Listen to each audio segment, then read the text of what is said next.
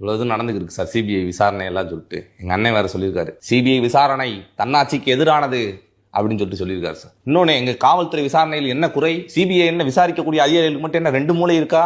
அப்போ உங்க காவல்துறை தானே விசாரிக்குது, எதுக்கு சுப்ரீம் கோர்ட்டு போய் வழக்கை ரத்து பண்ணணும்னு போனீங்க? எங்க அண்ணன் விருகம்பாக்கம் இன்ஸ்பெக்டர் தான் விசாரிக்கிறாருன்னு இருக்க வேண்டியதானே, எதுக்கு ரத்து பண்ணுறதுக்கு போனீங்க சொல்லுப்பா.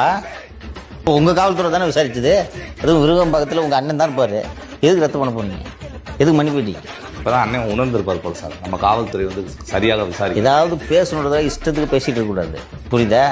அதுக்கு சிபிஐ விசாரணைக்கு உத்தரவு போட்டால் உங்களுக்கு என்ன பிரச்சனை? எப்படியாவது உண்மை வெளில வந்தால் சந்தோஷங்கன்னு சொன்னால் ஒரு வரியில் முடிஞ்சு போச்சே. உண்மை வரட்டுங்க, யார் விசாரிச்சா என்னங்க? 2 மூளை இருக்கா, 4 மூளை இருக்கா? திமுக காரன் கூட இப்படி பதறலையா? சண்டே 7 மணிக்கு ஆட்டுக்கடையில் நின்றுட்டு உங்களுக்கே புரியுது. ஃபஸ்ட்டாவது அந்த விஜயலட்சுமி அவர்கள் வழக்கு இருந்துச்சு, இதை வச்சு திமுக மிரட்டிக்கு இருந்துச்சு, கைது பண்ணிடுவா அப்படி இப்படின்னு சொல்லிட்டு இந்த வழக்கு நல்லபடியாக முடிஞ்சிருச்சு. அண்ணனுக்கு அந்த முடிஞ்சிருச்சுன்னு வைங்க, அந்த வழக்கு சனியை. அப்புறம் ஏன் சார் அண்ணன் இப்படி அண்ணனோட மகிழ்ந்துக்கு நீ டீசல் போடுறியா? அவ்வளவு துட்டு இல்லை சார். அப்புறம் இல்லைல்ல, இரு வீட்டு வாழை கட்டுறியா? இரு அமைதியா.